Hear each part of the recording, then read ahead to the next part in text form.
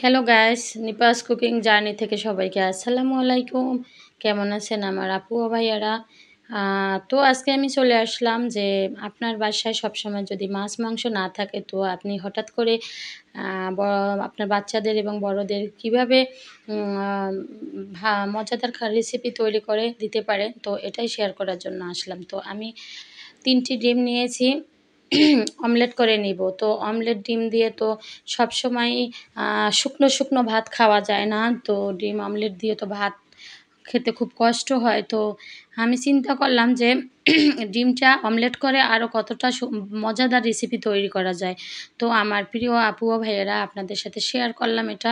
দেখেন, আমি ডিমটাকে 3টি ডিম ফেটিয়ে নিলাম ভালোভাবে। এর মধ্যে আমি হলুদের গুঁড়া এবং কাঁচা ঝাল, এগুলো লবণ সব কিছু দিয়ে ফেটিয়ে নিলাম। যেভাবে আপনারা ডিম অমলেট করেন এভাবেই ডিম অমলেট করবেন। তো ডিম অমলেটটা করার সময় আপনি একটু গরম মশলাও দিয়ে দেবেন তার সাথে। তো আমি কিন্তু প্যানে তেল বসিয়ে দিলাম। তো 3বারে আমি 3টে ডিম একবারেই কিন্তু ভেজে নিলাম ও 3বারে ভেজে নিব ডিম অমলেট। তো হঠাৎ করে কিন্তু আপনার বাসায় গোশ বা মাংস এসব কিছুই থাকে না। হাতের কাছে কিন্তু সবসময় সব রকমের খাবার থাকে না, বা আপনার অনেক বেশি শরীর খারাপ থাকতেই পারে। আবার বাচ্চাদের খাবার দিতে হবে, বাসায় যদি আপনার শ্বশুর-শাশুড়ি থাকে, বয়স্ক, তাদেরও খাবার দিতে হবে। তো তাড়াহুড়ো করে আপনি কি রেসিপি তৈরি করে দিতে পারেন ডিম অমলেট দিয়ে, এটাই আপনাদের শেয়ার করব। ডিম অমলেটটা দিয়ে কিন্তু পেট ভরে ভাত খাওয়া যায় না এবং শুকনো, শুকনো লাগে।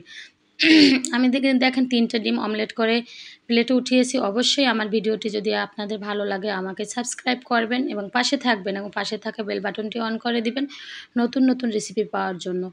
তো আপু ও ভাইয়েরা, আমি কিন্তু ডিমগুলো প্রত্যেকটা 3টা ডিম ভেজে নিয়েছি এবং 3টা ডিম আমি ভাগ করে নিলাম। 6 পিস করে নিলাম 3টা ডিম।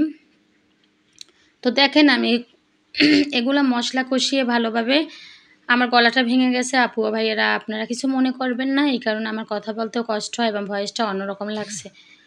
তো আমি দেখেন প্রথমে পেঁয়াজ বাটা দিয়ে দিলাম, এখন রসুন বাটা দিয়ে দিবেন। ভালোভাবে এভাবে কষিয়ে নিবেন। আমি একটু গোটা গরম মশলা দিয়ে দিলাম, গোলমরিচের গুঁড়া দিয়ে দিলাম,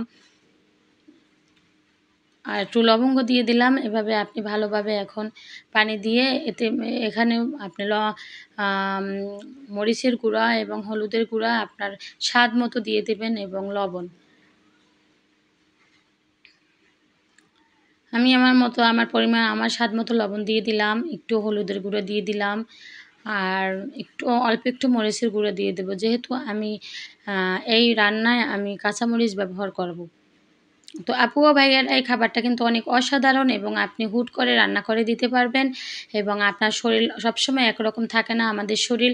তো অনেক বড় রেসিপি তৈরি করতে গেলে সময়ও লাগে, কষ্টও হয়। তো আপনার বাসায় যদি কোনো তরকারি না থাকে, কোনো মাছ মাংস না থাকে, আপনি আপনি কিন্তু তাড়াহুড়ো করে আপনি এটাই করে দিতে পারেন। আমি কিন্তু একটু চিনি ব্যবহার করেছি, গরম মশলা ব্যবহার করেছি, গোলমরিচ, তারপর লবঙ্গ সব কিছু দিয়েই ভালোভাবে, আর একটু দুধ দিয়ে দিলাম, কিন্তু 1 চামচ পাউডার দুধও দিয়ে দিলাম। আপনারা ভালোভাবে দেখে আমি পানি দিলাম। এখন পানিটা ফুটে উঠলে এর মধ্যে আমি ডিমগুলো দিয়ে দেবো। এতটা খেতে অসাধারণ, তা চিন্তাও করতে পারবেন না। যে একদিন বাসায় ট্রাই করে বাচ্চাদের এবং বড়দের খেতে দেন, দেখেন পেট ভরে ভাত খাবে। তারা একবারও বলবে না মাছ মাংস কই বা সবজি কই। তো দেখেন, আমি এখন কিন্তু এটা ফুটে উঠলে আমি কিন্তু ডিমগুলো সব দিয়ে দেবো আপু ও ভাইয়েরা।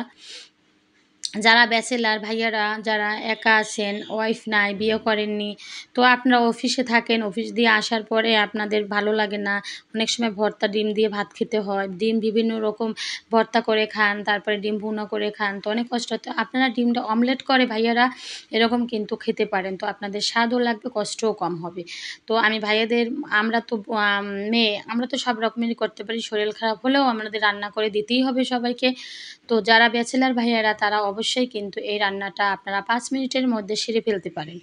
তো আপনাদের পেট ভরে ভাতও খেতে পারবেন, আর আপনাদের 5 মিনিটের মধ্যে মজাদার রান্নাটাও হয়ে যাবে তাড়াহুড়ো করে। তো দেখেন, আমি এখন ঢাকনা দিয়ে আবার 5 মিনিট পর আপনাদের সাথে শেয়ার করব আমার রান্নাটা কতটা অসাধারণ হয়েছে। এবং অতিরিক্ত আপনারা ঝোল রাখবেন না, মাখা, মাখা রাখবেন। দেখেন, আমার রান্নাটা হয়ে গেছে। এখন আমি টেবিলে দিব এবং বেড়ে আপনাদের সাথে শেয়ার করব। দেখেন আমার রান্নাটা কতটা চমৎকার হয়েছে এবং খেতেও কিন্তু অনেক অসাধারণ হয়েছে। আমি আমার বাচ্চাদের এভাবে ভেজে দিয়েছিলাম এবং ওরা অনেক মজা করে খেয়েছে। যে ডিম অমলেটটা তো শুকনো, শুকনো, তো আমার বাচ্চারা বলেছে, "আম্মু এভাবেই কিন্তু প্রতিদিন তৈরি করে দিবে। যেহেতু ডিমটা অনেক শুকনো, শুকনো লাগে তো এরকম রান্না করে দিবে।" তো দেখেন আমার অনেক ভালো লাগছে। অনেক মজা হয়েছে, খাবারটাও অনেক স্বাদ হয়েছে। তো এই তো আমার রেসিপি হয়ে গেল। সবাই ভালো থাকবেন, সুস্থ থাকবেন। আল্লাহ হাফেজ।